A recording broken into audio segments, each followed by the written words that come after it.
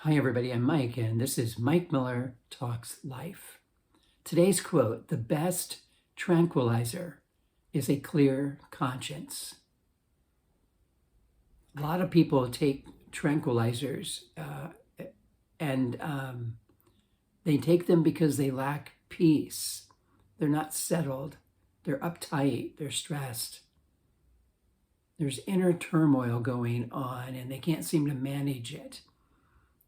I've taken tranquilizers a couple of times, and one was because I was scheduled for an MRI and I felt uptight, which I normally feel uptight when somebody's trying to cram me in a tube, and that's horrible. And then once going to the dentist because I have a similar feeling when a person is putting all this equipment in both hands in my mouth at the same time. I have a problem with that. It stresses me out. And so I've taken something to calm me down. The quote says, "The best tranquilizer is a clear conscience." It sounds like one of those ads I read on Facebook. Stop taking that medicine. Your doctor doesn't know what he's talking about. Do this, and it'll make you better. I'm not here to say stop doing what your doctor's saying. I would never say that. That's between you and him or her. I'm here to talk a little bit about conscience. Everybody has one, a conscience. We're born with it. We don't have to create our conscience. We don't make it. We come with it. It's the part of the basic package of being a person. You have a conscience. And it's this very special part of our being tucked away in our brain somewhere. It is from the Latin term, means knowledge with oneself. And it's the idea of an inner awareness of right and wrong, an inner moral law. And it helps us determine that right and wrong. And it comes with an urge for us to do right and to prevent us from making wrong choices, foolish choices. It has limits to keep us in a healthy place of inner peace, of being right with ourselves, with others around us, and ultimately with God. That's the conscience. That's its purpose. Mark Batterson, a Christian writer, says it is our internal traffic light, given to us by God for our own good. It's like a personal moral compass to guide us, to keep us safe, to help us stay right with people and with God. Similar definition. Ignoring it can lead us down a dangerous path.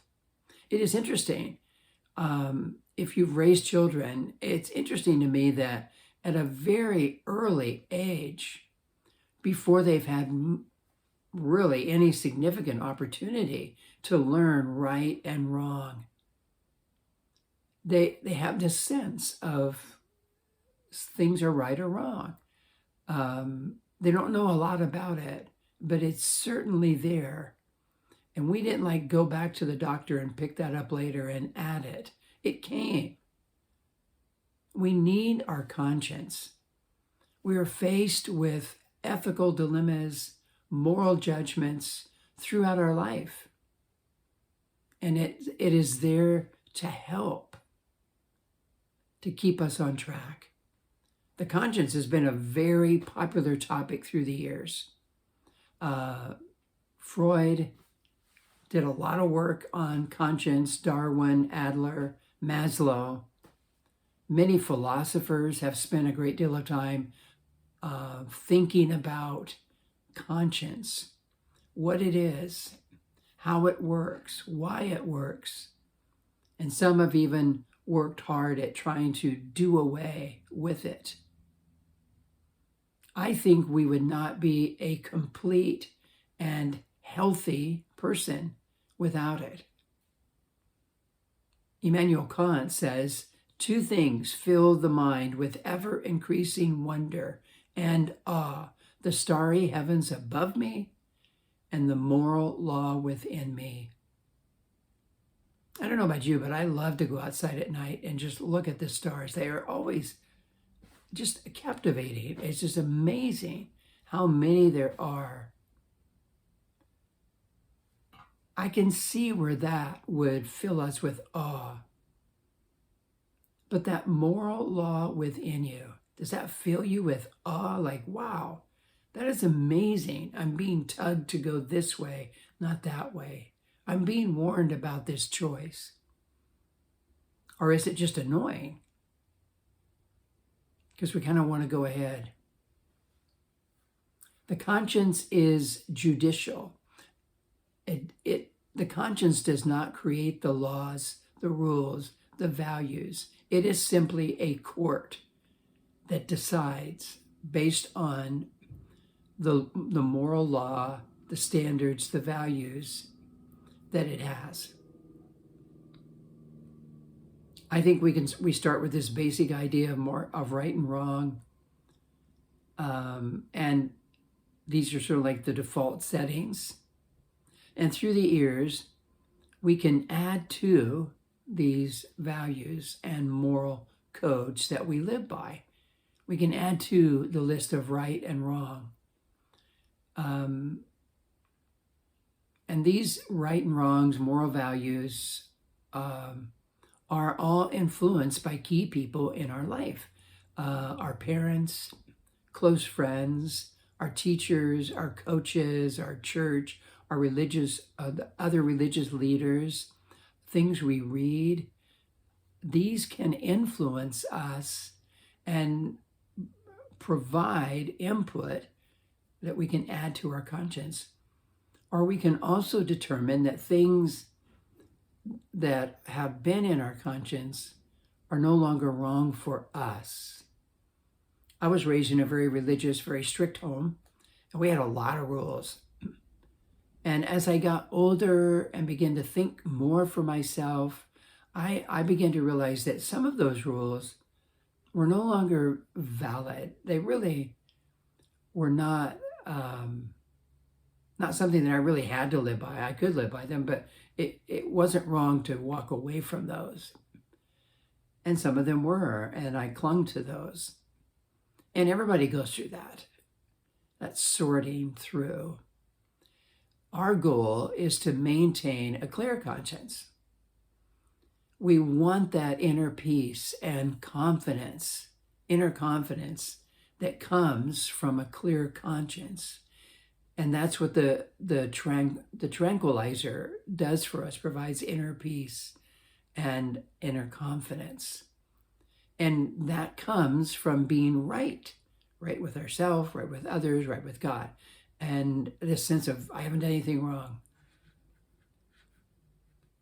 The conscience can be very sensitive, and it quickly responds when we are facing a choice, a dilemma, a right or wrong kind of a thing. And it responds with a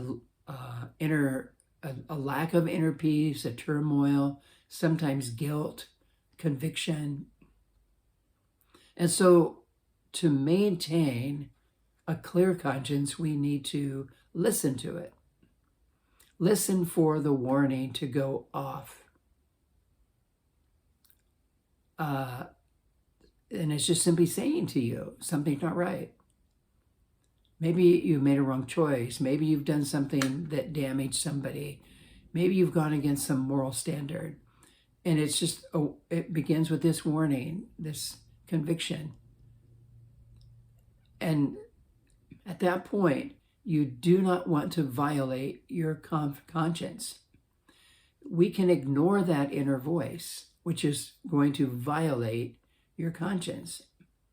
The best thing to do is to obey the conscience. If you feel this inner peace going away, this sense of guilt or conviction, really, you just need to stop. Stop and discern what is happening and determine what is necessary to make things right. Do I need to apologize? Do I need to give something back that was given to me that it's wrong for me to take? I shouldn't have it. Do I need to continue down this path I'm on, or do I need to stop and get off that path? It's going to take me to a place I really don't want to be, that's not good for me.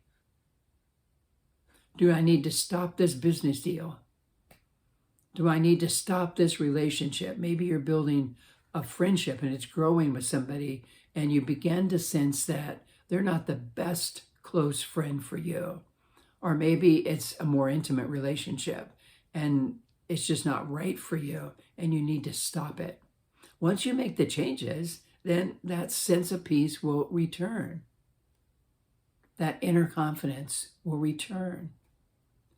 If we continue, in spite of the warnings, we just ignore them and just keep going with what we're doing, you will be violating your conscience. And that means it'll get harder to hear it when you're about to make a bad move. Your conscience will become less sensitive, and you'll be less sensitive to it. Your conscience can grow hardened.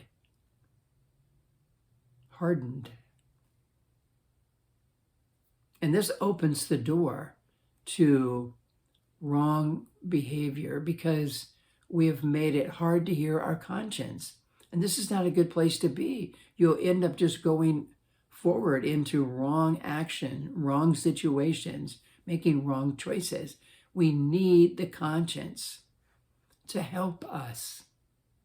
This inner awareness, inner moral knowledge, a more moral sensitivity. We also need to strengthen our conscience by listening to it, of course, becoming more sensitive to it, that you can hear it right off.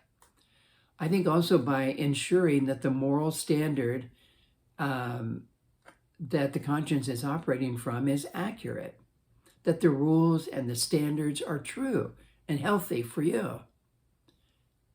And this is where we're going to kind of differ, I think, because, I mean, pretty much anybody can agree with what's been said so far, just a minor awareness of conscience. I mean, you know it's there, and you know how it works for you, but it's right here. I think we can help our conscience become stronger and healthy by continuing to update it, by spending time reading and reflecting on the teachings of Scripture. And that's where we'll differ, because not many, I don't know how many of you are people of faith or not all of you are. And so you're not going to buy into the Bible. I get that. I mean, you can follow some of this without going anywhere near the Bible. But I'm a follower of Jesus Christ, a Christian, but I don't like that word because it's become so political and it means things other than what I'm about. I'm a follower of Jesus, meaning I want to learn what he says and I want to become like him in my everyday life. And so I see the Bible as very essential to keeping my conscience operating at its ultimate level. And I think that's one way, or a big part of how to strengthen our conscience. We want to maintain a clear conscience by listening to it, by choosing not to violate it, just being sensitive enough to stop when it gives you a warning and make the adjustments. And I think we need to strengthen our conscience by evaluating what the moral standard is and making sure it's accurate. And I added this idea of spending time reading and reflecting on the teachings of Scripture, because I believe it's true truth, and that's what the conscience needs, a standard of truth. Our conscience is designed to keep us right with ourself, right with other people, and ultimately right with God. And when things are right, we will live in peace and inner confidence, inner peace, inner confidence. And that's why I kind of like this quote: the best tranquilizer is a clear conscience. Well, I hope this has been thoughtful for you and maybe helpful in some way. I'm so thankful that you've tuned in to listen to it. I always am. And click like if you liked it. Subscribe if you haven't. And until next week, I hope you have a great week.